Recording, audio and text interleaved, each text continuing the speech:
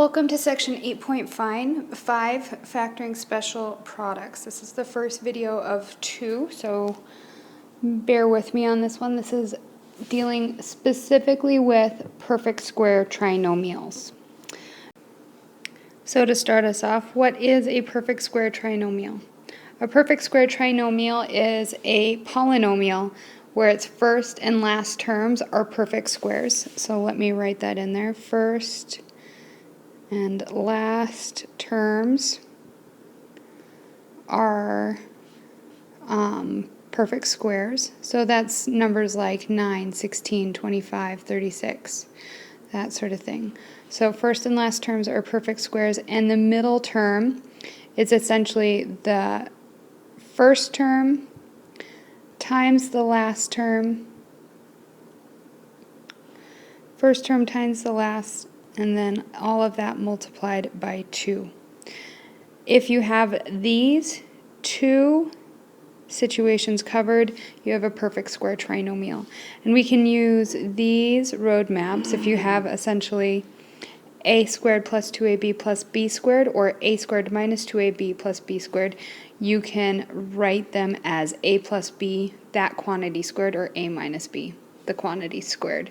Either one, but you have to pay attention to this operation sign right here to be able to determine your middle operation sign here. So pay attention to that, but let's try a couple of problems. Let's figure this all out. Our first problem that we have is this one. We have x squared plus 12x plus 36. Let's determine first if it's a perfect square trinomial, and so we can look at our first term. X squared, that's essentially x times x. That's a perfect square. And if you look at 36, that's 6 times 6. Let's actually do some factoring, and let's do bottoms up because we're used to that, and see how this all works out. So our middle coefficient, we need to write that up top, 12. We need to multiply our front term times our back constant, and we get 36 because the front term was just 1. So factors of 36 are 1, 2, 3, 4, 6, 9, 12, 18, and 36. What two of these numbers add together or subtract to get 12?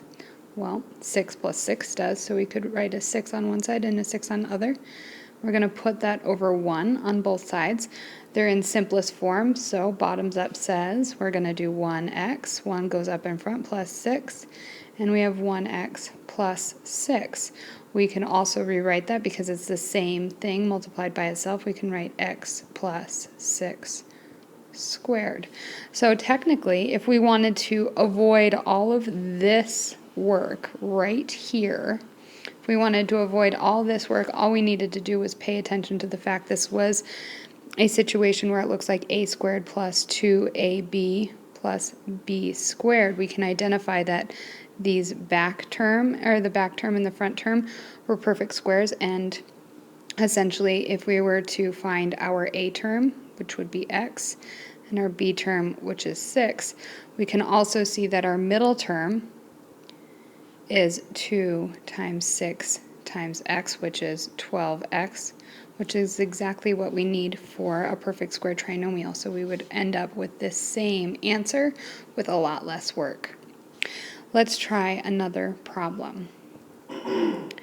Here is our other problem. We have 25x squared plus 70x plus 49. So this is a lot bigger of a fish to fry. So let's understand what's going on. Let's look at this first term and see if it's a squared term, and let's look at the back term, see if it's a squared term. 25x squared, we could write that as 5 times x times x. So that tells me I could write it also like 5x times 5x. That's a squared term. And 49 is my favorite number in the world, so that is 7 times 7. We can always remember that, or at least everybody should be able to remember my favorite number, right? And if we know now what our a term is, 5x, and we know what our b term is, 7, then we can also see if this 70 is essentially, is that 2 times 5 times 7 We can do that math. 5 times 7 is 35, and 2 times 35 is 70. So 70x, and that's exactly what our middle term is. So since it's all the same, we can rewrite this as 5x plus 7 quantity squared. Done. Let's do one last problem, and we're doing this one with a negative number. So we're actually going to use this other roadmap of a squared minus 2ab plus b squared. So instead of a plus out in front for that first operation, it's a subtraction sign. We're going to go through the exact same steps as before. We first need to identify what our square terms out in front are. So we have 3 times, x, and that all equals 9x squared. And our back term is 4, so we can say that's 2 times 2.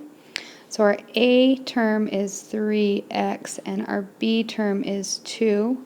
And so we can rewrite this simply as 3x minus 2, all of that squared. So there is our final answer. And if you're thinking in your head, Ms. Beardsley, you're totally full of crap, let's check this out and let's actually make sure I'm doing the right thing. So let's actually check my work. We have 3x minus 2. That quantity is squared, so if we wanted to say, we could actually write that as 3x minus 2 times 3x minus 2. We can FOIL this thing out. We have 3x times 3x, which is 9x squared. Outside terms, 3x times a negative 2 is negative 6x. Inside terms, we have a negative 6x again, and our last term is negative 2 times negative 2 is a positive 4. Let's add like terms in the middle, so we get negative 12x. We're going to bring our other terms down of 4 and 9x squared, and we have exactly what we started with. So that 3x minus 2 squared is totally going to work for us. I hope this helps, and yeah, have fun on your homework. There's one more video if you'd like to use it, and hopefully you'll be set and ready to go. Thanks for listening.